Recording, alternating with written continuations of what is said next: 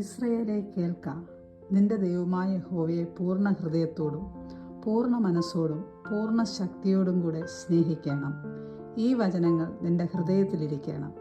അവയെ നിന്റെ വീടിൻ്റെ കട്ടളക്കാലിന്മേലും പടിവാതിലുകളിന്മേലും എഴുതണം. ഈ വചനപ്രകാരം ഓരോ യഹൂദനും തങ്ങളുടെ വീടിൻ്റെ കട്ടളക്കാലിന്മേൽ ഈ വചനം എഴുതി സൂക്ഷിച്ചിരിക്കുന്നു.